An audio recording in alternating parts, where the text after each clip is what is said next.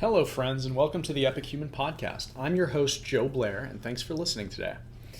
Who among us doesn't like to travel? Who doesn't quietly daydream about escaping the rat race to explore exotic areas, off the beaten path, and immerse themselves in new cultures? My guess is that everyone fantasizes about this every now and again, and then probably gets back to work. My guest today turned this common wanderlust into his daily reality, and he couldn't be happier about it. Today's episode features Cam Woodsum, the founder of Nomad Impact Ventures, an e-commerce startup lab that builds for-profit impact businesses while traveling the world. You may have heard about digital nomads before, entrepreneurs who can operate their businesses remotely over the internet, thus allowing them to work from anywhere. Cam is taking this concept to the next level, running multiple businesses at a time from all corners of the globe, and then funneling the profits into an impact fund that invests in mission-oriented companies focused on climate change, healthcare, and education. For example, Cam is the founder of Bill Slasher, a service that negotiates on the behalf of consumers to help them save money on their cable and cell phone bills, as well as FanBump, a service that helps influencers organically build their social media following. The part I found most interesting was Cam's transition from the quote-unquote regular life to this new road-tripping lifestyle. In this episode, we'll learn more about Cam's path that led him to this decision point, the key influences and inspiration, and what it was like to actually take that first leap. I found my conversation with Cam fascinating, and I suspect you will too. So without further delay, please give it up for an epic human, Cam Woodsum.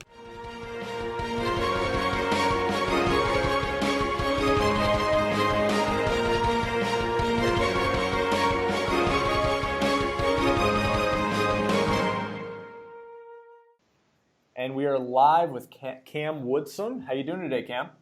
I'm doing great. How are you doing, Joe? I'm doing great. Great to have you on the podcast. Thanks for agreeing to be part of it.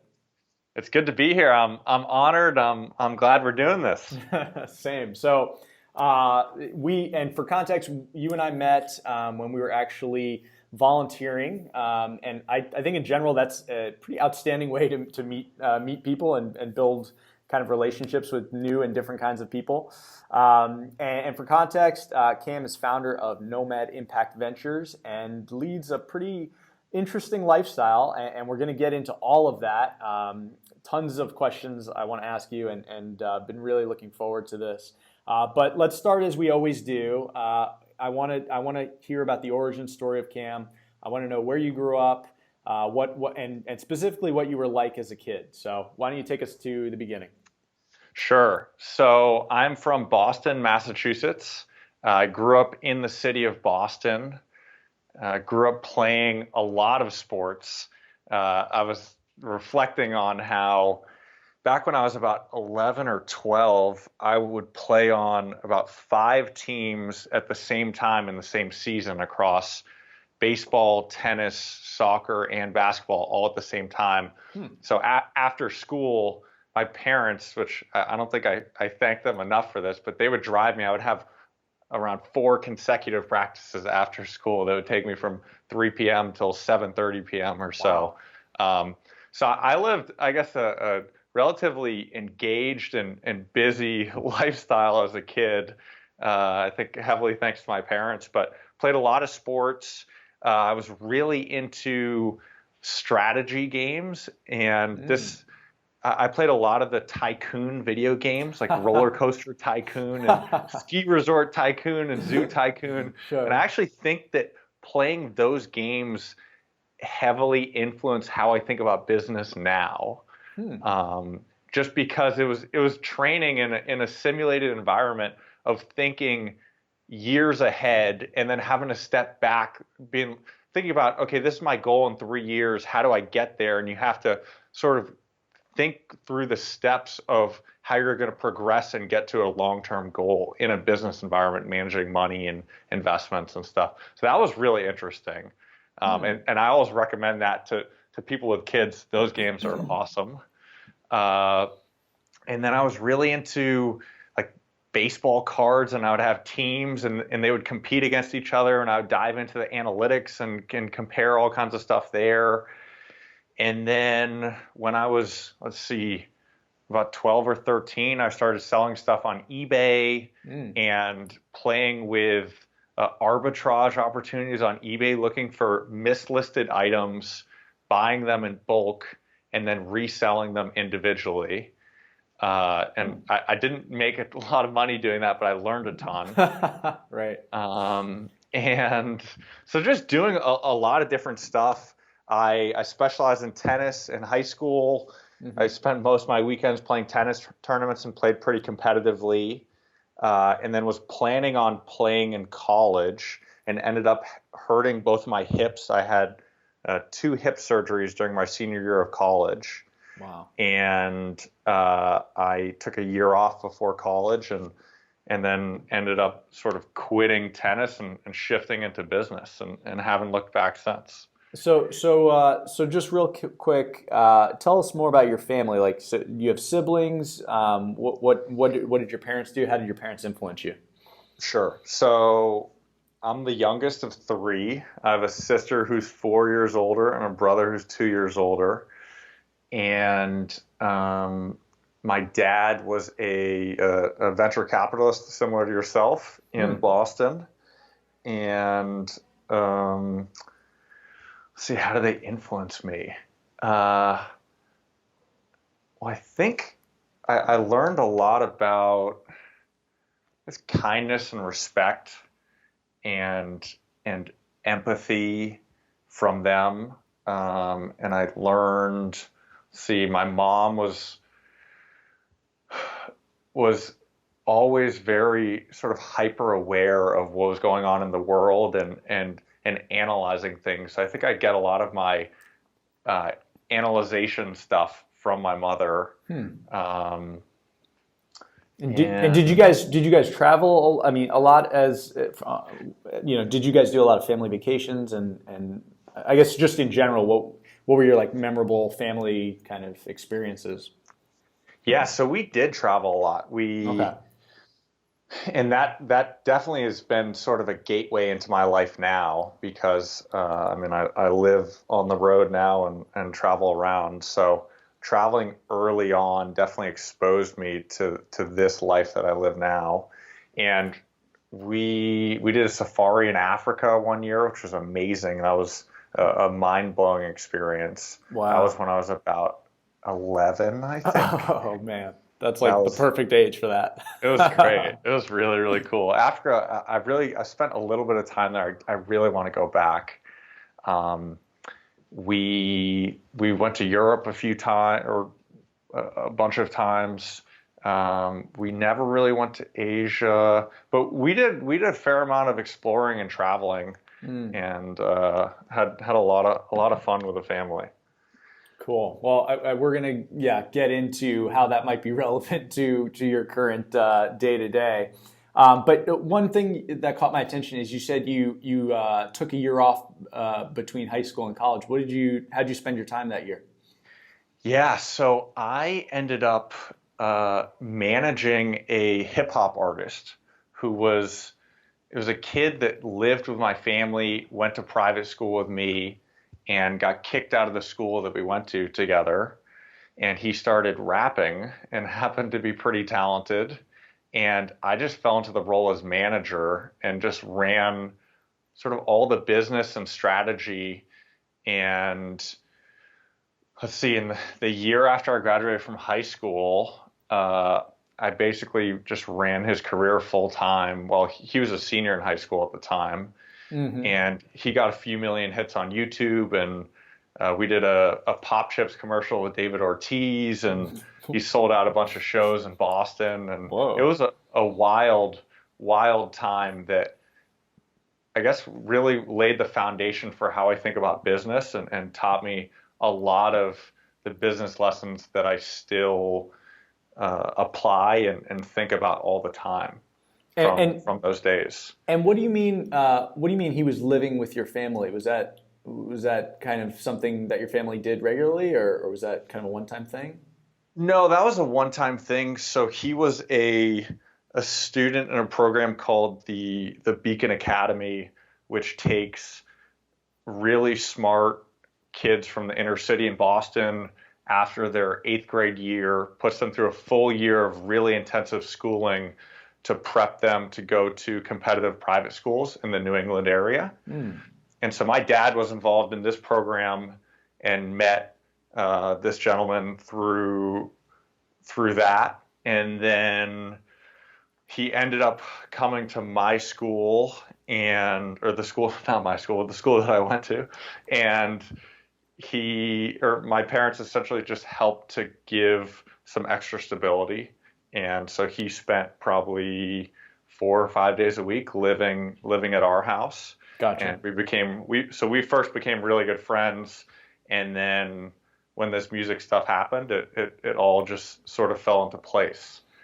And was that a hard decision to do that take that year off? I mean, had you already gotten in? Did you have to defer? What did your family think? Like, how tough was that decision?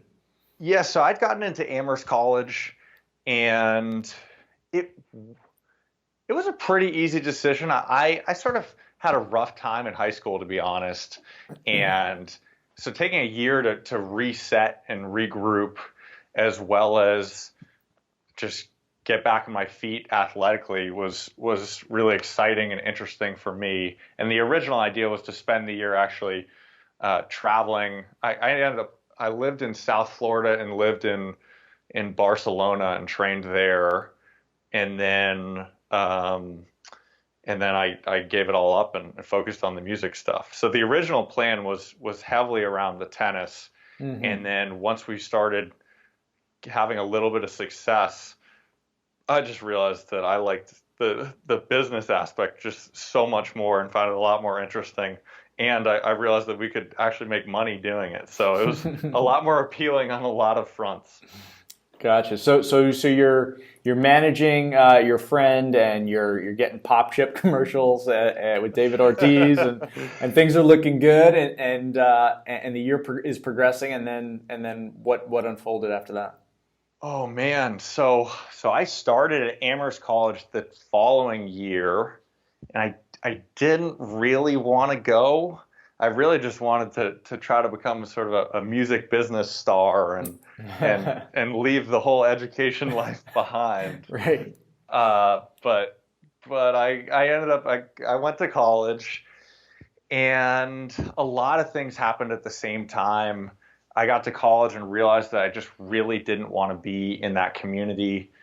Just being around people who are really focused on partying, playing sports, just other things in the bubble. We were in the middle of nowhere in Western Massachusetts, and that just wasn't where I wanted to be and what I wanted to do. And I was still trying to manage his career full time, so I'm commuting 2.5 hours between Boston and Amherst, maybe every week or 2 weeks.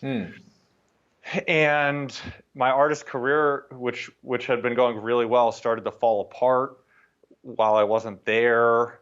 And so a lot of things converged, and I ended up leaving Amherst College about mid first semester, which was a really intense decision, especially with my family. Sure.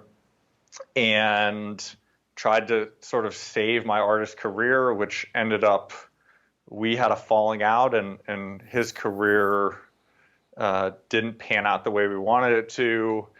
And then I had a lot of other just crazy experiences with other artists, with artists getting stolen by other bigger managers, and just a lot of kind of wild experiences with just a lot of shark activity per se. Can you give us like an example? Like, a lot of us don't know that lifestyle, we can imagine, but any crazy stories kind of come to mind? Yeah, well, I mean, I just got exposed at a relatively young age. I was, 19 and 20 at the time. And the music industry, well, especially the urban music industry, at its core is an industry that's funded by drug money. Which, when you think about sort of the entire industry where, okay, not only from the ground up is this industry being funded by drug money, but a lot of the biggest artists and executives that have risen to success came from drug dealing backgrounds. I mean, even Jay-Z being an example. I mean, almost every big hip hop, a lot of the big hip hop artists, sure, came from drug dealing backgrounds or pretend that they came from drug dealing backgrounds. Right. And because that's just sort of, that's the whole story. It's the rise from nothing to success. Right. So it's one of the scrappiest, just craziest, dirtiest industries that I think you could ever be in. So, I mean, people are just really misleading. I had an artist that I thought I was about to work with who ended up getting stolen by the former manager of Bone Thugs and Harmony.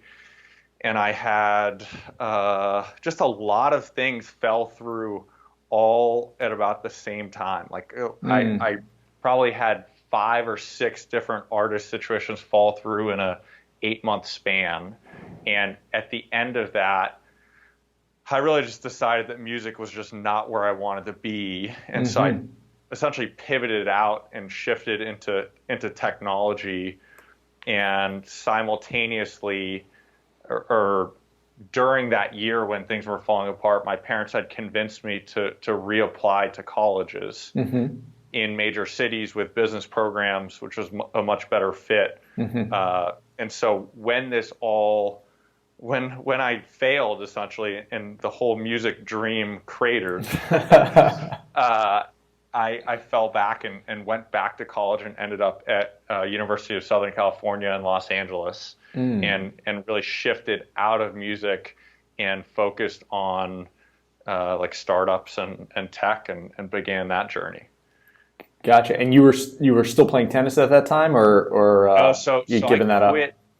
I'd given that up. I gave up tennis about 5 months after I graduated from high school. And that was I graduated high school in 2010. So I gave up tennis at the end of 2010. And then, this is a quick timeline. I dropped out at Amherst fall 2011, started at USC in fall of 2012. Gotcha. And it was a better fit for you? Yeah, so it was a better fit.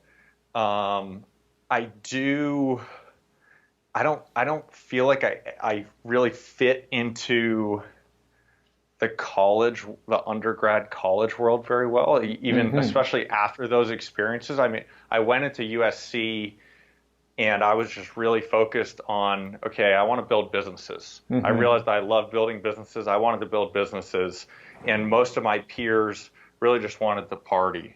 Right. And so I just had to figure out how to sort of balance that, but it ended up working really well because I was in LA, so there was a lot going on, and there were a lot of interesting speakers and really successful entrepreneurs that would come on campus all the time. So I got exposed to a lot of really powerful and interesting people, and I was able to sort of structure my life so that during my 3 years, I basically worked full-time outside of school or worked full-time on my own businesses while going to school. And I realized after I got there that I would be able to graduate in 3 years. So it all worked out in a very roundabout way.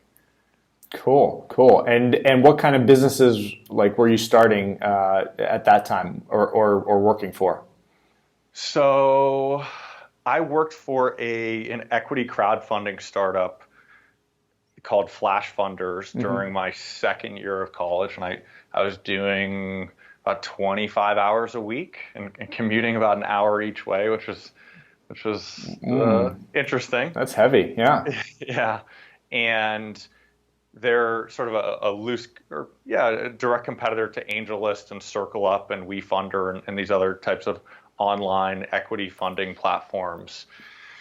And that was really interesting. I did an internship in San Francisco with True Ventures and one of their portfolio companies, which heavily shaped how I think about a lot of things about both life and business. Being in the Bay Area and being around that many entrepreneurial folks in one setting was really mind-blowing for me. Neat. And yeah. And were you able to find friends who had similar lifestyles, or did you feel more isolated, given the choices you were making? I was relatively isolated, and a lot of it was by choice. I chose to live off campus. I lived alone. I isolated myself mostly on purpose, and I guess I say mostly on purpose. The other part is partially just because I felt like I didn't have that much in common with most of the other people I went to school with. But I had a few really close friends who were also focused on building businesses while being at USC. And so I naturally gravitated towards that crowd, which was not a very big crowd, but built some really strong relationships there. Nice. And so then you graduated in 3 years, and then what did you decide to do? So I graduated in 3 years. I was running a business right when I was about to graduate called Bill Slasher, which is a cable and cell phone bill negotiation business, which I ended up shutting down then, and I just restarted it this past year, and I'm now heavily focused on that business, which is a sort of interesting revival story, I guess, of that business. Actually, I tried to give away the business when I graduated college. I messaged a lot of people and said, hey, I have this business that's doing about $2,000 in profit a month. I started about 2.5 months ago. I'm looking to sort of hand the keys over to someone else and move into an advisor role. Is anyone interested? And just crickets. I couldn't get anyone to take the gift of this business, which I actually found a bit surprising. But it is what it is, and I guess it's a blessing because I'm still working on it. Sure. And so yeah, at the end of college, I sort of had two options. One was to keep working on Bill Slasher, but I really wasn't that passionate about it at the time. And the other was, let me hunt down a really interesting hyper-growth company and try to jump in and learn a ton and get to the Bay Area where I really wanted to be. And so I interviewed at a bunch. At the time, I really wanted to work for Wealthfront. I really wanted to work for Instacart. And neither of them wanted me to work there. And there were a bunch I talked to a lot of different companies that just didn't see my value and didn't really want me to work there. And I ended up, I cold emailed the head of the expansion team at DoorDash, who was a USC graduate, and told him that he should hire me, and that they were looking for a hustler who wanted to travel the U.S. and launch markets and not do one role but do everything. And that the job posting described me. Like I read it and I was like, this is me. And so I emailed him. I told him that, and the way I really convinced them to hire me was that during the interview process, I asked my future boss on our first call. At the end of our call, I said, what can I do today to help DoorDash be successful? And he said, well, you could go sign up restaurants. And I said, how do I do that? And he gave me the quick spiel, and I went out and I signed up a restaurant within like 2 hours of our call. And I signed up a second one the next morning. And I think that was sort of it right there.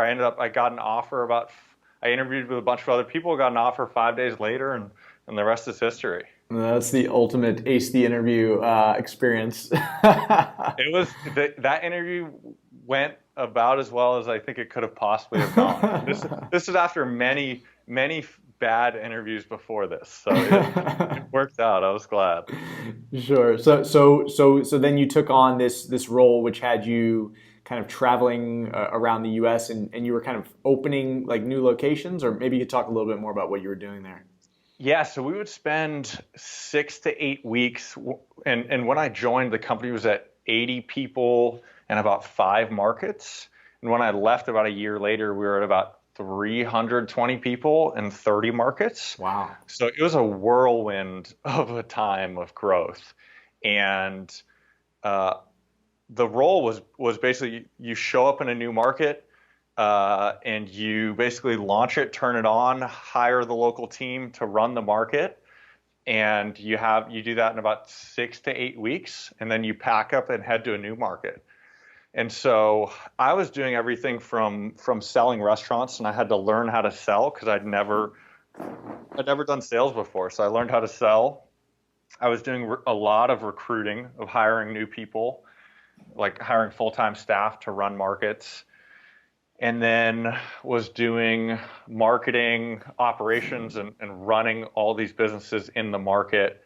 And then the other aspect of the role, which was interesting, was we were the utility team where we would backfill any local team members that got either fired in a market or where we couldn't hire people. So I was the interim salesperson in DC and the interim GM in Dallas, and yeah, a lot of different experiences and a really dynamic role. It was phenomenal. Yeah, that sounds like an excellent role for like a young person. Like I remember when I was like a young engineer, I was really interested in traveling and and doing kind of international work and whatnot. But they, at least at those types of companies, these are more old school types of companies. Those types of roles were kind of more reserved for like the more senior people. And I always thought it was this just crazy mismatch. Was like, well, the senior people have families and probably don't want to travel, and the younger people are unattached and willing to do that. Anyway, it sounds like the ideal. I mean, in a lot of ways, the ideal kind of role for you and for someone at that age. But then, so you were doing that for how long, and then kind of what shifted kind of in your mindset in terms of like what you wanted to do. Sure. So I did that for about 7 months, and my goal when I first got to the company, I basically had two goals. The first one was let's help this company win, and the second one was to become such a huge asset to the company that they would move me to the headquarters in a much more strategic role. And so and during my 7 months when I was launching, I spent my days launching markets and doing my day job, and I spent my nights and weekends. I was probably working at the time about, I don't know, 90 hours a week. I spent my nights and weekends just doing whatever I thought would be highest impact to help the business win. And so I spent a ton of time recruiting because we had one recruiter and about 100 open job postings. So I spent a ton of time recruiting. I spent a lot of time just doing like random cost analysis and sales hacking and all kinds of different stuff to try to really push the needle forward for the company. And so when my boss got promoted to be essentially the head of revenue, he brought me with him and let me it was called special projects, and let me run our special projects group, which was just working on random strategic projects and building out new business lines. And I did that. I ended up doing that for about 6 months. And the shift for me really, both of those roles I think were the best possible roles that I could have within a company, like within not my own company, because they're both really open-ended and entrepreneurial. The shift for me was once I got into sort of the brain of the company and I was no longer working independently, just working cross-functionally in a 300-person company, I just did not enjoy. Like that was not I like to move really fast and err on the side of breaking things and cleaning up the mess afterward. And it just created a lot of friction. And so it just made sense to move on and look for something different. And then how does that? At what point did you kind of have this realization that you wanted to live a totally different type of lifestyle, and maybe we can transition into talking about what you're doing now? Sure. So the transition happened basically. Well, I ended up joining. Well, a couple of things. I realized after DoorDash that I wanted to do something much more impact focused. Okay. I wanted to do something much smaller.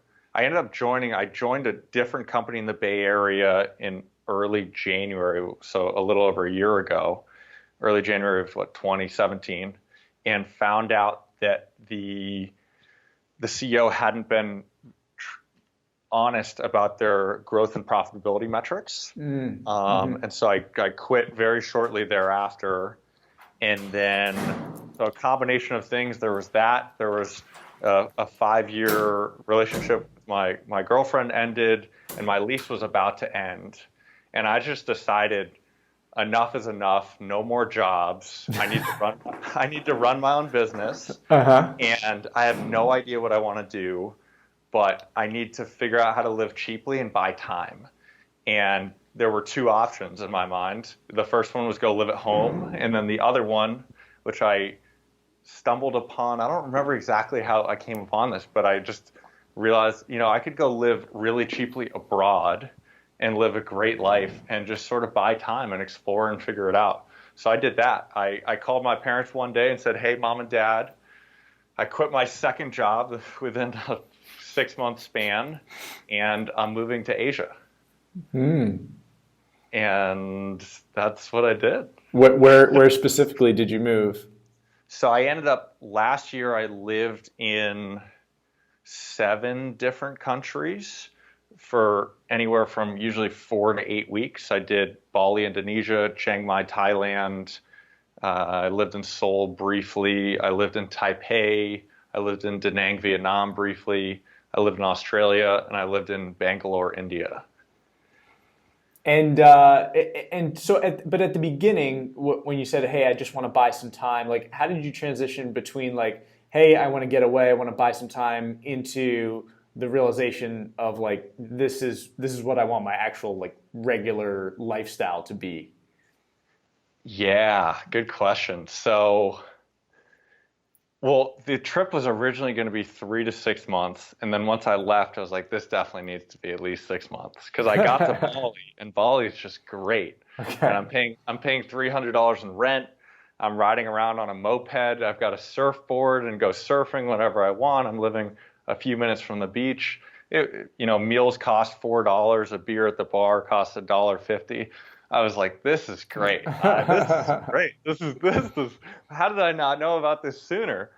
And so initially, right off the bat, I was just really happy with the freedom and independence that came with everything. And then after about 40 days of being abroad, I hit like ramen profitability, where I was doing. I mean, my living expenses were about $1,000 a month, so I was doing about $1,000 a month in profit from a collection of different e-commerce businesses, and that gave me a sort of a boost in confidence. And then I think probably about 3 or 4 months in, when I was living in Chiang Mai, I just realized, you know what, this is great. This needs to last definitely the rest of the year. And then as the year progressed, I really just realized, I think that, I think I could live this life forever. Now, okay, so a few things. So I want to start with something very practical, and then I want to get to like a little bit more of your lifestyle. So Sure. the practical aspect is I think a lot of people would find this lifestyle appealing. I mean, for obvious reasons. Get to travel abroad, get to learn new cultures, learn new languages, interact with interesting people, and tell great stories. I mean, and I want to get into all that, but just the practical matter is this relies on your ability to build these businesses that are kind of cash flow positive. Correct. So I guess the question is, how did you learn to do that? And how can other people, like, what would your advice be for people who want to do this, but like they don't know where to start in terms of like how do I build like a small e-commerce business? Yeah. So, I mean, I think the answer for me personally is that, this really started when I was playing with baseball cards when I was 9 years old, and Right. and looking for eBay market efficiencies when I was 12. So I feel like it sort of feels like everything in my life that I've done and all of my strengths have led me to where I am now. Right. And everything has finally, like, I've been hunting for how am I going to spend my life? What do I want to do? I've been hunting for that for years, for probably 5 years, and I feel like I finally found it. On a more practical level of how does someone do this regardless of their focus and interests and what they've done. So I think the traveling lifestyle of the general concept of working online and just working from places with Wi-Fi anywhere in the world and living that life is much more attainable than most people realize. And the secret's getting out. Like the barrier to entry is getting lower every day because more people are writing about where to live, how to do it, how to find jobs, different things like that. There's a site called Nomad List that lists almost every city in the world, and it lists Wi-Fi speeds, cost of living, weather, and nomad ratings, and all kinds of amazing stuff. And that launched about, I want to say 3 years ago. And then that guy also launched a site called Remote OK, which is the largest remote jobs board in the world now, which that's a rising trend. So there's a bunch of trends converging where there's more information online, it's easier to travel, and even things like Uber and Uber's competitors internationally make it much easier to live in a lot of these countries because you don't have to worry as much about getting scammed, and safety is getting better because there's much more like online built-in accountability through these types of marketplaces, and even Google Translate. Like all trends lead to this life being easier and easier every day. And so back to how would someone actually do this? So I think there are a bunch of ways, and if you're not entrepreneurial, it doesn't have to be in an entrepreneurial way because there are more companies now, an increasing number of companies where you can work remotely from anywhere. I think Automatic, which runs WordPress, which powers what a quarter of the websites on the internet, is one of the most prominent remote companies, as is Buffer, Zapier, and there's a lot of great companies. So if you're technical, especially like engineering or design, I mean, tons of people want to hire you, and you can work from anywhere. There's also, I've met a lot of people who do freelance work, who might do design, coding, marketing, PR, writing, all kinds of stuff that just funds their travels. And then I've met people that just teach English online and fund their travels that way. I mean, it's sort of one of those things. If you think about, okay, I only need to make $1,000 a month.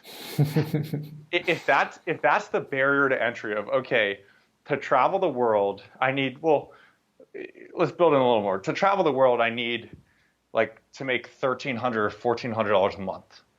I mean, if that's what it is, and you know, which I mean, you can live on that amount of money in a lot of places internationally, or especially a lot of places in Asia, I should say. Sure. So if that's the barrier, if you try to break that down, that's not that. It shouldn't feel that big because, okay, if I can even land a job that pays, you know, $10 an hour. I need to work in a month. I need to work 140 hours in a month or something. I mean, it's doable. And that's it's super doable. Yeah. And English teachers are making, I want to say, closer to $15 an hour, $15 to $25 an hour. So, I mean, it's really doable if you really want to do it. Wow. And so there are those ways, and then the most three common businesses that are run by nomads are affiliate businesses, which are sites where you pull people into your site, you link to other sites where they buy things, and you get paid a percentage. There's drop shipping businesses, which are selling other people's products on your own site and sort of being a marketing and distribution company. And then when someone buys it from you, you buy it from someone else who ships it to the end customer. And there are like fulfillment by Amazon businesses, which are essentially selling things through Amazon Prime, mostly in the US. So those are the big like buckets of passive income nomad businesses, I would say, from what I've seen. Nice. So a couple insights that I've gained. Number one is, originally I was thinking about it as, okay, I have to be, and if I wanted to do this, I'd have to be an entrepreneur. I'd have to be able to code or whatnot. But it's actually it's much broader than that. You can remotely work for a number of different companies in a number of different ways. And then the second big insight is the actual quantum of what you need to get by is quite reasonable, and and I actually wanted to ask you about that because I don't know if I'm doing it wrong, but I feel like whenever I travel, like I'm spending ungodly amounts of money. Like what are your what are your tricks for living on a shoestring budget? I mean, how do you do that? Well, the first thing is number one, lower your standards, I guess. Yeah. I mean, and that's actually been, I mean, I've shifted from sort of a life of maximalism to a life of minimalism, and living conditions are a big part of that. For me, all I need to be happy is I need a decently comfy bed where I'm not getting like body pains when I wake up in the morning, air conditioning and Wi-Fi that doesn't like piss me off by being too slow. If those three are covered, everything else is just gravy. And so I did probably the classic American travel when I first went to Asia, where my brother and I stayed in 4- and 5-star places for anywhere from $70 to $120 a month. And we're thinking, oh man, this is incredible. Like, we're staying in these ridiculously nice hotels for not very much. But I mean, now I battled a lot of cockroaches and fly colonies and all kinds of things that most people would go, oh, that's gross. Like, how could you? I lived in living conditions that a lot of people would think about as like, how could you live like that? But I guess for me, this whole year, I was just so grateful that I got to live just a free and independent life. That living cheaper to me was good because it just meant that my runway was longer and that I had more sort of stability and I just enjoyed the ride. Like everything, all these bad conditions per se have just been part of the journey and the story. And I've kind of enjoyed it. Wow. That sounds really interesting. Okay. So, and so you told us about a couple of the places you've been. What are like some of the, I guess, most unusual or craziest situations you found yourself in? Just kind of exploring these far off places in the world. Well, I haven't. Let's try to think. I didn't really get into any dangerous situations per se, or anything of that nature. I mean, the other aspect is I'm also, I guess, exploring a lot less than your average traveler because I'm working 50 to 60 hours a week. So yeah, I'm sort of spending a lot of my time inside like everyone else on my computer. I'm just doing it in a different location. Sure. But I think some of the most interesting things for me, well, I had just so many small world moments. And that was one of my biggest realizations last year. Like when I lived in India, I had a girl reach out who I'd met on a plane 6 years prior, and we hadn't spoken since. And she reached out over Facebook and said, hey, if you come to India, you should stay with my family. And I said, yes, I would love to. Let's do it. And I ended up staying with her fiance's family for a week and had an awesome time and got to eat lots of local Indian food. And then a different sort of a loose friend from college introduced me to a different local who I hit it off with. And she and her roommates, or her housemates, had an extra room in their house. And I moved in there and lived with them. So I had just amazing experiences and small world moments. It felt like everywhere I went, someone in my network knew someone who lived there who was just incredibly welcoming and friendly. And that was fantastic and is empowering to keep traveling and keep going back and seeing these same people and meeting new people. And I mean, the other related stories, I lived with a Vietnamese host family in Da Nang, Vietnam that I met or that I found via Airbnb. And they were fantastic. They threw me a going away barbecue when I left, and we had barbecued frog, and I got really drunk with the father and grandfather, and crushing local Vietnamese beers. I mean, just great times with host families. And in that example, were you already planning on going to India? I mean, and I guess that relates to a broader question: is do you have every place you're planning to go like pre-planned, or do you kind of make it up as you go based on where your relationships or where your network is kind of you have connections?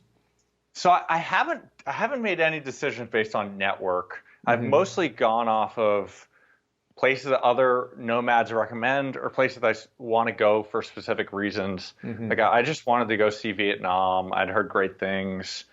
I India, I've wanted to go ever since I read Steve Jobs' book and about how big of an impact it had on his life. That I really just wanted to go and experience it for myself.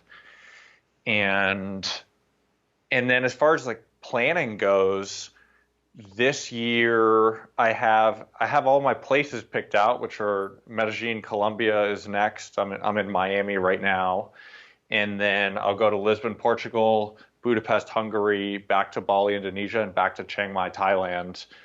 But I don't have anything booked, and so normally how I'll do it is I'll book a flight a few weeks out, and then I'll book 3 days worth of hotels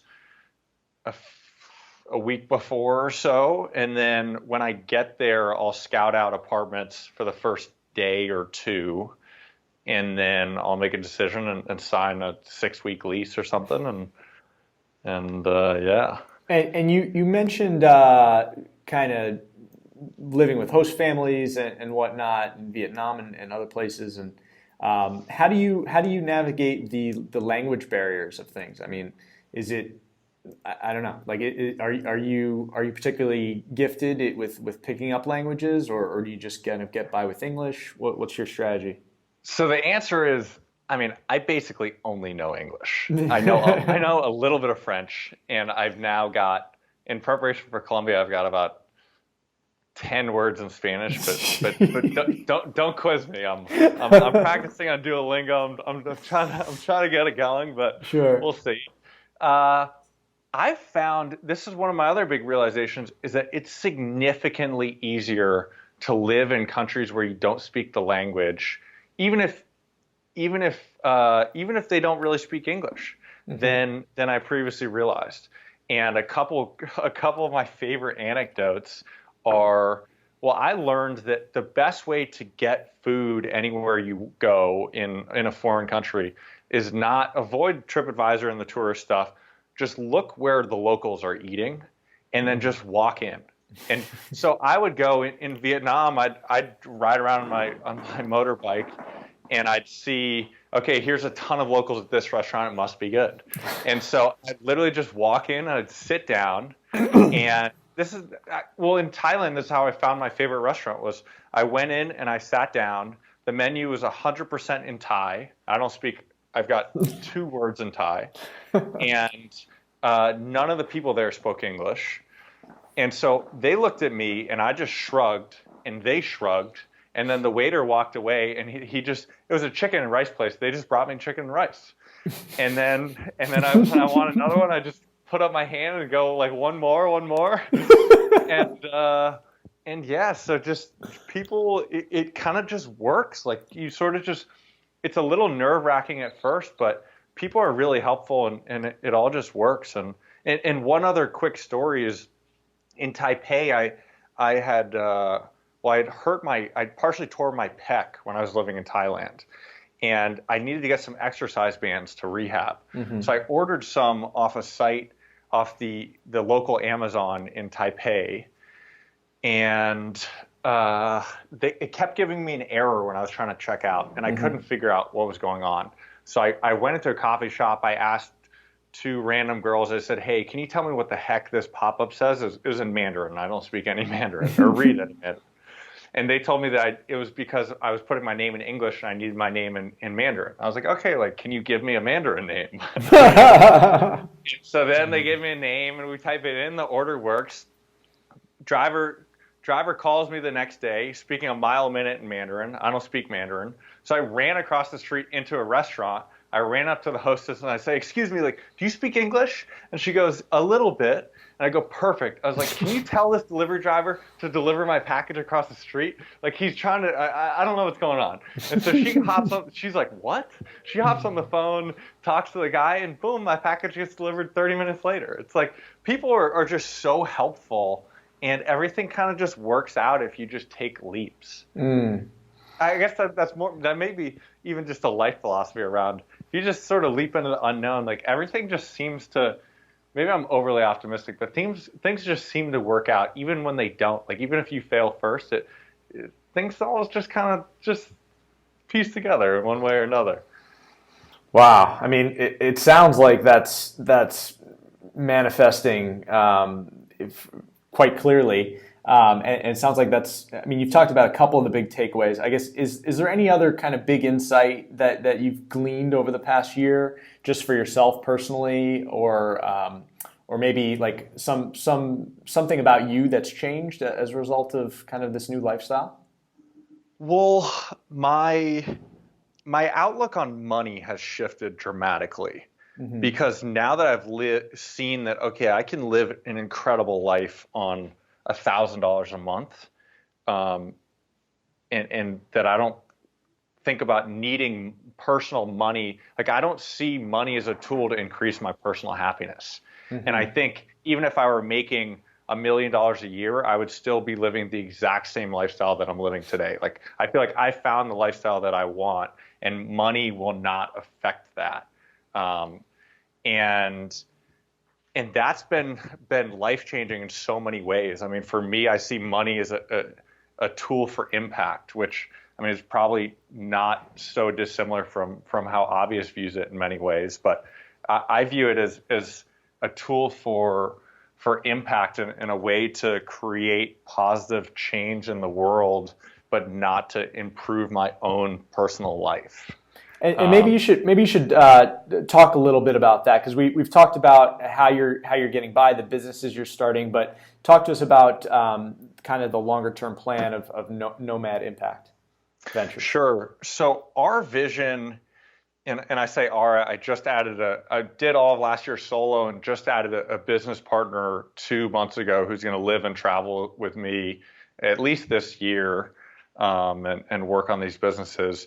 But the vision of what we're doing is we're focused on bootstrapping e-commerce businesses and trying to build some very sizable businesses with the goal of essentially bootstrapping like a venture fund. And so the concept is that more than 50% of our yearly profits are going to be set aside into an impact fund that will invest in impact-focused companies across healthcare, climate change, and education.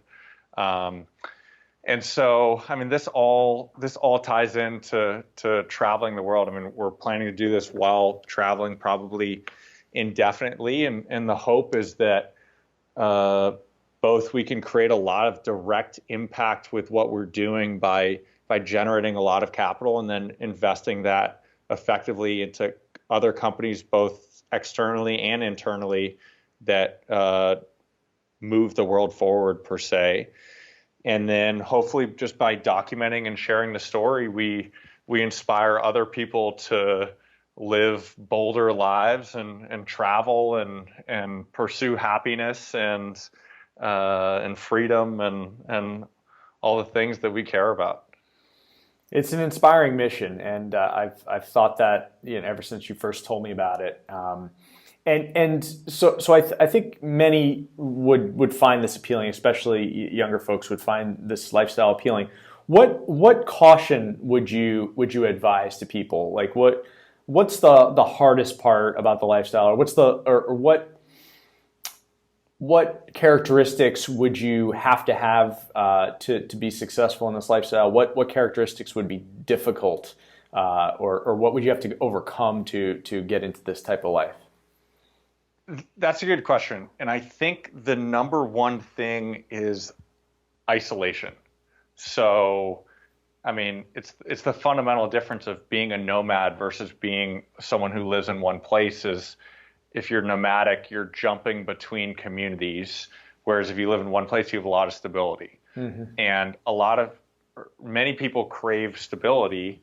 And even people that I've talked to say, hey, your life sounds amazing, but I could never do it because I just like being around my friends too much, and I like being in a community too much. So I think that's the biggest thing, and that's also what stops a lot of people who have been nomading. They end up stopping because they want less isolation. They want to be around more just like consistent groups of people.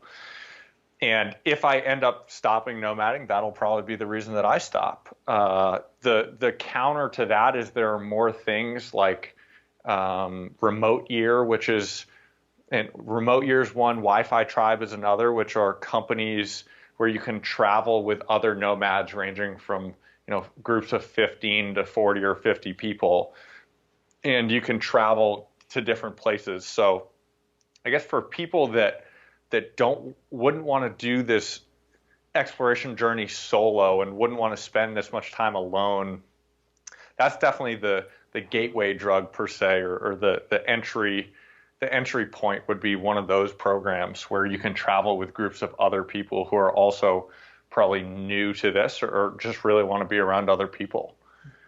Sure, that makes sense, and I assume you mentioned you're adding a business partner and you're going to be traveling together. So I assume that's going to help you. I mean, is that partially why you decided to add a business partner, or was it more for business reasons? More for business reasons, although we get along really well on a personal level. And I mean, even having a thought partner in general, as well as in person, before I was a solo founder, is very helpful. I agree. For reasons that most people know, but just to have someone to bounce something off of and not bear the weight of every decision personally, being able to share some of that responsibility. So it's definitely helpful. It wasn't the main reason by any means, but I've toyed with the vision or the idea of building a traveling company, or even over time when I have kids, of building like a traveling school, where I think the only way you could really nomad, at least in the format that I'm doing it now, 6 weeks in a given place, would be to build a school and have other families of nomads that travel with you so that your kids have consistency. A traveling homeschool. A traveling homeschool.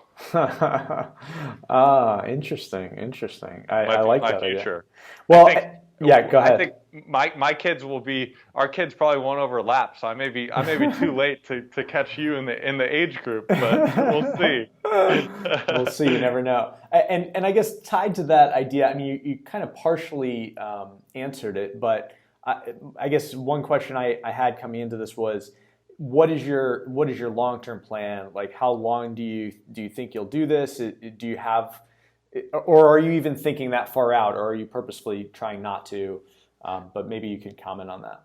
No, I am. I've thought about what happens, because I want to get married and have kids and live a traditional life in that sense of the equation. But I think for me, it's very possible, although, things do change quickly based on, a lot of different evolving circumstances. But I'm really interested in nomading forever. And I think that the way that looks is, kids on the road living out of backpacks like me. And we've got a traveling school with a built-in community. And I think that a lot of the trends are favorable for that, as far as just the rise in remote work, the rise in information online, the rise in online education, all these things. There'll be more people nomading, and the online education system will be so much better, 5 to 10 years from now, that the trends are good there. And I think that what I'm doing now is very possibly sort of my life's work, in the sense that just continually spinning up different types of companies and building those companies and generating capital to create an impact, like very direct impact, just as far as our sort of fund and profit structure. But I think that this could be my life and path forever. I love it. I love it. Wow, it's super inspiring. And this traveling homeschool idea, I feel like if you pull it off, there could be a TED Talk in your future. So I want to. First off, I think a ton of people are going to be interested in what you're doing, but I want to save a little bit of time for kind of the rapid fire.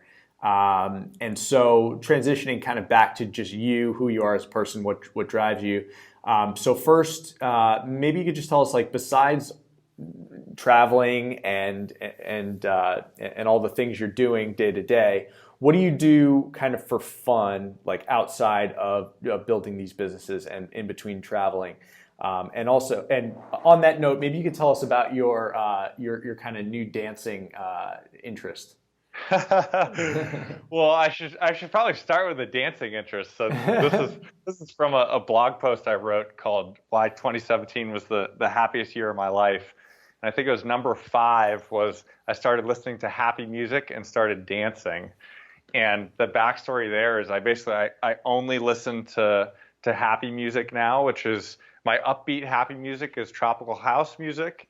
And my more chilled out happy music is reggae music. I basically don't listen to anything else anymore. And I think it's contributed a lot to just continual reinforcement of happiness and positivity in my life. And then, yeah, I've just started dancing. Like I've got a speaker that I travel with. I'll put on a song to kind of just, I'm definitely not a good dancer, but I have fun dancing. And now, when I go out, I'll dance at bars and whatever. And it's definitely a continual sort of positive, just happy thing, I think. And it's good for life, I would say. So this is a kind of fun topic for me because I think I've been thinking about this recently. Like solo dancing, like by yourself, is just so much different. No, I'm taking it seriously. Like solo dancing by yourself is so much different than dancing like at a club or at a bar or something like that, or at a high school dance or whatever, because it's I feel like when you're out in public and dancing, it's about what it looks like. It's about kind of the interaction you're having with other people. But solo dancing, it's almost like a totally different type of experience because it doesn't matter what it looks like. It matters just how you feel. As my old Jamaican grandmother used to say, I like to just do what the music tells me to do. And anyway, so I happen to do that as well occasionally, and it's usually at times when I'm just like overjoyed and have to like get it out, and I find it really almost like meditative. It's really nice. I guess I sort of think, though, I think about solo dancing. It's definitely a gateway into dancing in public, though. Yeah. Just even before last year, that was actually one of my resolutions last year was like, I want to become a like not embarrassing level dancer. That was sort of a resolution. And the way I accomplished that was just by dancing like it sounds funny to say, but just sort of dancing in private, like sure. Because it's with almost probably anything that's on a public stage where you're kind of being judged. It's really hard to learn on the fly in public, right? But it's much like. Yeah, it's just it's much easier and more comfortable to sort of learn in a private setting where, hey, I can like look like an idiot on my own and then sort of get my bearings a little bit. Awesome. So I guess next question would be, what across your life has been your favorite mistake, or I guess favorite kind of negative situation, and how did it end up being a positive for you in some way, or whether it's a positive outcome or a positive learning experience? Well, so the initial thought in my head is that almost every negative experience I'm just grateful for, because it's led me to the next thing, which has led me to the next thing, which has led me to where I am now, which sort of like all the failures have led me here. I mean, the first one is getting injured when I was playing tennis. If that hadn't happened, then I don't take a year off and I don't get into business, like deeply into entrepreneurship and business when I'm 19. And then if I hadn't failed in the music industry, then I'd probably still be in the music industry today. Like if I'd gotten more traction and gotten further along there, I'd probably still be there today, which would, I think, be a net negative in my life. So I'm glad that I got into it, but I'm glad that I failed and got out. And then I'm glad that the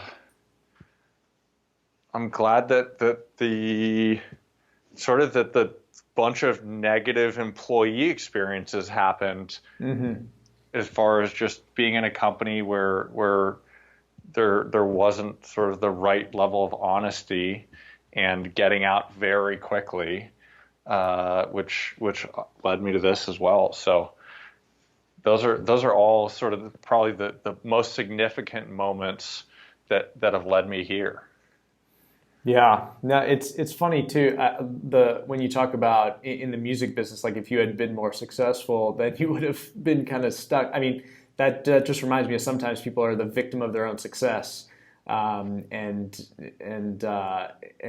oftentimes we feel like we miss opportunities. Like you mentioned, you interviewed for a couple jobs and they didn't want you, and sometimes in the moment that's challenging, especially to the ego. But then in hindsight, you play it backwards and you kind of think, well, I'm actually glad I didn't get that opportunity or pursue that opportunity or become successful in that way, because it opened up something even better.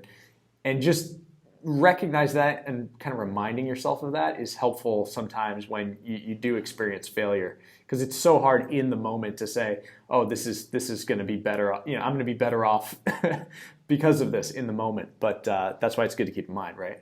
Yeah, no, I agree. I mean, I think it's so hard to understand or justify in the moment why things happen. Like, I mean, that's why a lot of people in the world turn to things like religion to try to find meaning out of the insanity, right? I mean, to try to find like some semblance of stability or meaning. I mean, that's in some ways that's the role of meditation, of religion, I mean, for me, I sort of just believe in that everything happens for a reason, and everything will just work out in the end, and just embrace the journey, and that like all the negatives are just leading you to, I mean, hopefully something good. Like, well, I believe that if you search hard, if you search hard enough for something, like you really commit to trying to find a specific thing, which I guess for me was happiness and impact and freedom and a life that I would love living, that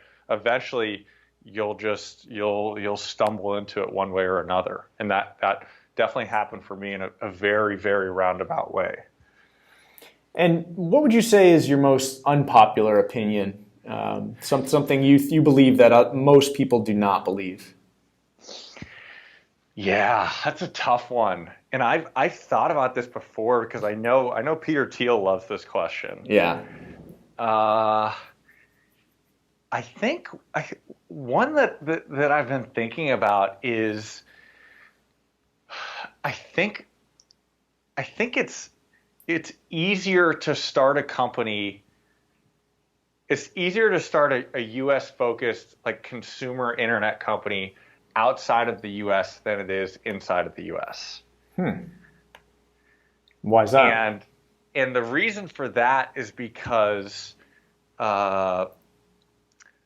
just if you're outside of the United States, you're shielded from, like, your target market are Americans. So those are the only people that really care about the business. But if you're outside of the U.S., you're shielded from any judgment in the early days of your business from like peers per se. Like sort of being in an isolated environment. It might even actually, it might even just be that it's easier to be outside of major cities. Just being in sort of an isolated environment away from other people. I mean, this goes against the whole YC philosophy. Like Y Combinator is, you're better off being in a startup community because there are other people that have done this before and you can share learnings and meet people and all kinds of stuff. Well, I sort of prefer and think that it's easier to be just in isolation, away from other people, with no distractions, heads down, just working on what you're doing and just blocking out all the noise and people and voices and everything. That's a good one. That is counterintuitive. And there's so much information online now, though, that you can learn almost anything online or by asking someone on Twitter or in a forum or just there's just so much just stuff published about everything. Sure. If you need to learn something and you have a Wi-Fi connection, I mean, you can get access to almost anything. That's a good point. Okay. What's been the most, well, let me ask this question first. What's a favorite quote that you think about often or you live by? And another way maybe of thinking that is like if you could share a quote with the world, like on or a word or a sentence or a sentiment, like on a billboard that just millions or billions of people could see, what would that be? So I have one quote, and this is top of mind because it's from a blog post that I'm finishing up, and I found this quote and I love it. So this is the quote. It's, "Owning our story can be hard, but not nearly as difficult as spending our lives running from it.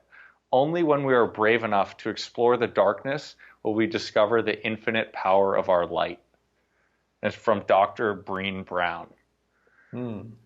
Wow, deep. What does that mean for you? What does that mean to you?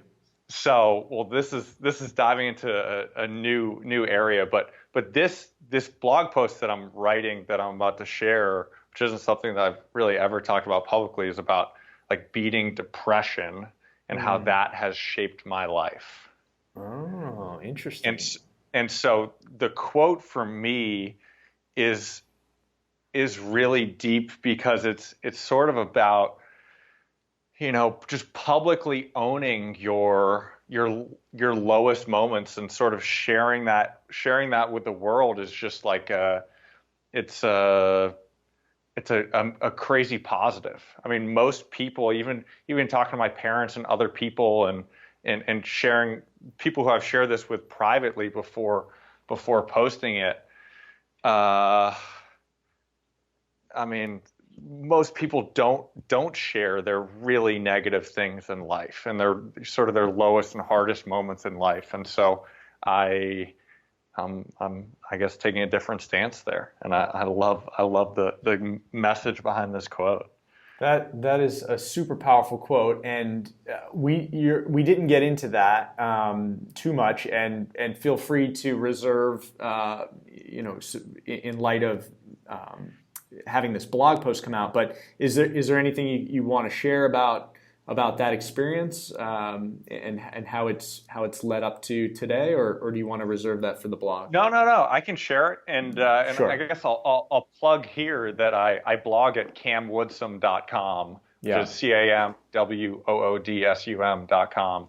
So this will probably be out, I don't know, around similar times. So Cool. Feel free to go check it out. But I mean, some of my big takeaways were, what doesn't kill us makes us stronger, just in the sense that it's our lowest moments that shape us the most, and they're our most powerful, and just give us like the most strength to conquer future challenges. And learning to place extreme value on trust and loyalty in relationships, both personally and in business. And then through this experience, I mean, I learned a ton about human conformity and the forces that drive humans. Like when I was sort of depressed and in isolation during high school, the only thing I wanted in the world was just to be like liked and accepted by other people. And that's a sort of a dangerous mindset to have, because you end up making decisions that aren't really necessarily in your own best interest, or it's just, you get into a lot of comparing yourself with other people, and the more that we can shed trying to be like other people, and instead just embracing being ourselves, like the happier and freer we become. So that was a big lesson.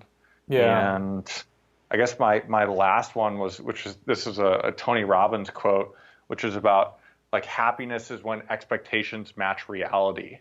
And so trying to really put forth the best version of yourself, and match your reality and your day to day with who you believe that you are, is really how you achieve happiness. And I love that concept. Yeah. Wow. That's a lot. Yeah. I mean, I think the high school years are just notoriously challenging. And the quote I love on kind of comparison is the thief of all happiness. Yeah. which Yeah. I try to remember. It's a hard thing to bear in mind. But I think a lot of people will want to read your blog and dig deeper into your experience there. It could be helpful for a lot of people.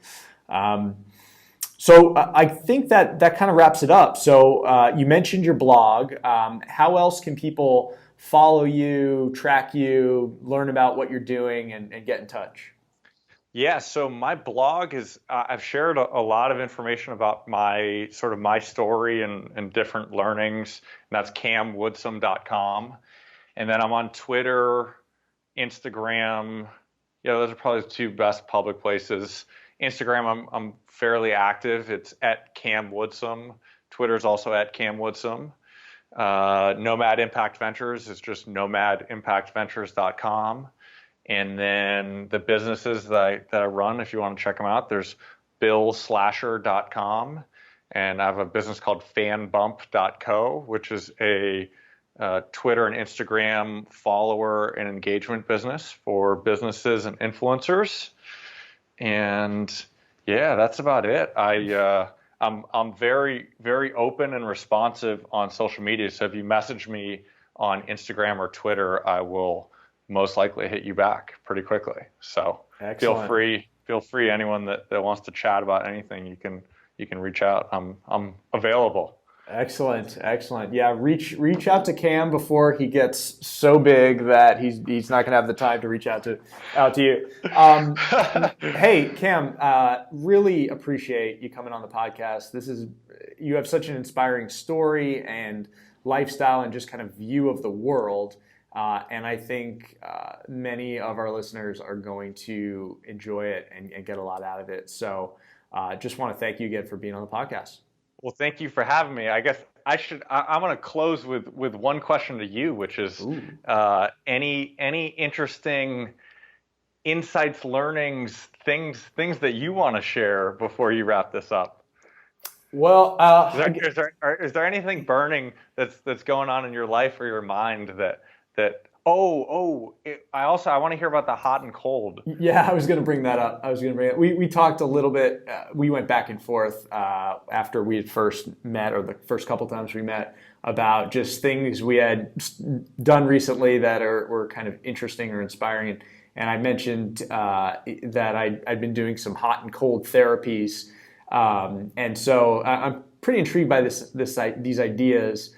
And so on the hot side, just been reading a lot about the benefits of kind of extended heat therapy, like in saunas and whatnot, and like something like if you do 2 to 3 times a week for like 20 minutes at a time, it can have major improvements in inflammation reduction and I think your immune system. It can boost your immune system.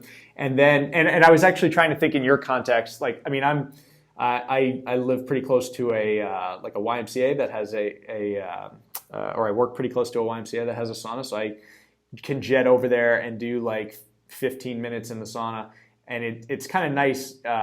What I like about both of these types of therapies is it gives you a little bit of kind of a reset, like in your body. And actually, Tony Robbins talks about this too. He's all about the cryotherapy. He skews more to the cold, which we'll talk about. But like one of his basic philosophies is if you're kind of feeling stuck mentally, like let's say you're struggling with a difficult problem or you're just feeling stressed out, you can't think your way out of it. You have to kind of reset your body in order to kind of reset your mind. So sometimes, like if I don't have time to work out, like in the middle of the day, I'll just jet over, to the sauna, spend 10, 15 minutes in there, take a cold shower, get out, and I'm like, it's like I'm just woke up for the day, and I'm like totally reset. And I was thinking about it for your context, like if you don't have access to a sauna, you could probably just like lay down. I mean, if you're so unfortunate to be on a beautiful beach, you could probably just like lay down in the hot sand. Probably lay down in the hot sand and under the sun with good amount of sunscreen and get the same the same experience. I could just throw on some blankets and make it my own little beach sauna. Yeah, right. And then on the cold side, I've been practicing just at the end of my daily shower doing like 1 or 2 minutes of really cold water and just practicing that. And I find it's a great way to like wake up in the morning, similar type of reset, and both for the body and the mind. And then I've also been really intrigued with the Wim Hof protocol. Have you heard of Wim Hof? I Googled him after you mentioned him before, but I don't. Give me the rundown. Give anyone who's listening a rundown. Sure. So in general, I think the best resource is there's a Joe Rogan podcast with Wim Hof. Tim Ferriss also did one with him. And Vice actually did a short documentary on him. Is this, not to jump in, but is this because Tony Robbins had mercury problems and he went with like crazy cold immersion stuff? Was this Wim Hof stuff? It may be, it may not be. I'm not like totally swimming sure in the about Arctic type thing. Yeah. So this guy. So it's a gentleman. He's a Dutch gentleman named Wim Hof. He's somewhere in his 50s or 60s, and he's developed this breathing technique that allows him to kind of endure very, very cold situations. So he does a combination of a breathing technique and cold immersion. And as a result, he's able to kind of hack his endocrine system and his adrenaline system such that he can do pretty amazing things. Like he holds the world record for longest ice bath. He climbed Everest in a pair of shorts and no shoes. He ran a marathon in some crazy desert with no water. With like 112 degrees of heat. So he's done all these crazy things. And not only that, he's also been tested by scientists and academics to try to figure out like how is this possible. And there's all this scientific data to back up that his process actually works and changes the body in really unique ways. And then the last kind of evidence barrier that he overcame was a lot of people said, okay, well, you can do this, but you're kind of special, and so it doesn't really apply to the general population. And then he proved he could do very similar things with just average day-to-day people, and kind of he trains them in his technique, and he's been able to show this. So I've started to mess around with it. There's an app you can download. I think it's called.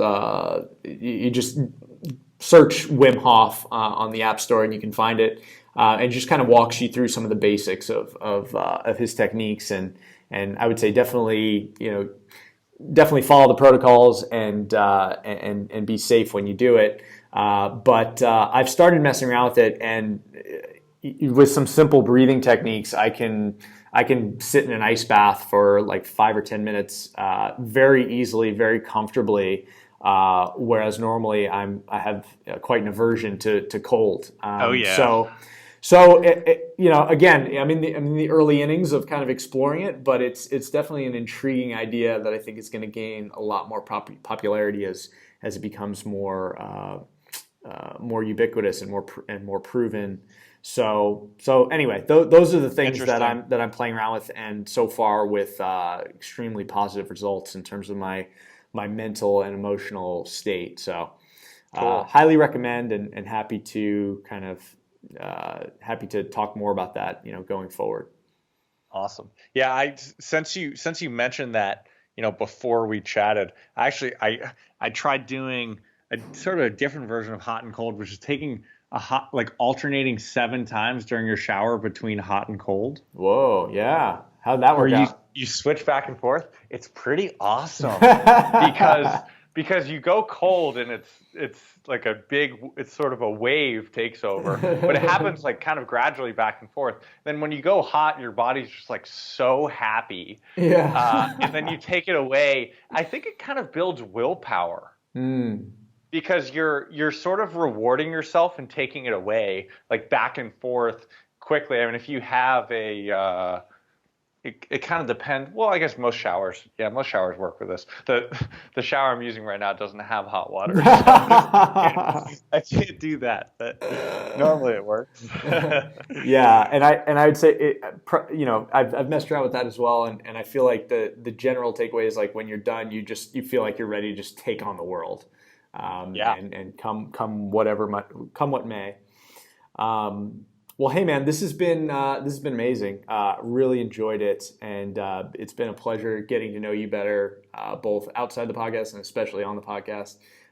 So just want to thank you for taking the time, and thanks for sharing kind of where people can find you. I anticipate a lot of people are gonna want to learn more and connect with you, and I'll definitely include all of that info in the show notes for anybody who's interested. But until then, until next time, I wish you good luck on your travels, and definitely feel free to check in here and there when you get the opportunity.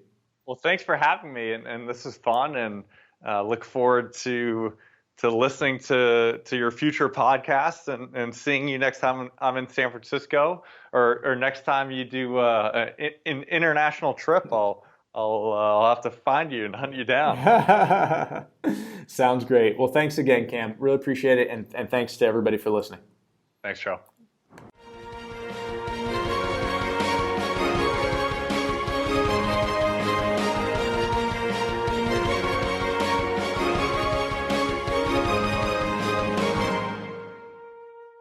Thank you for listening to this episode of the Epic Human Podcast. Please remember to like and subscribe to this podcast on whatever app you happen to be using. And if you want to keep up to date on the latest Epic Human Podcasts, please follow us on Twitter or Facebook at Epic Human Pod. And if you have any ideas for guests or feedback on the show, please reach out. I would love to hear from you. Thanks again, and we'll see you next time.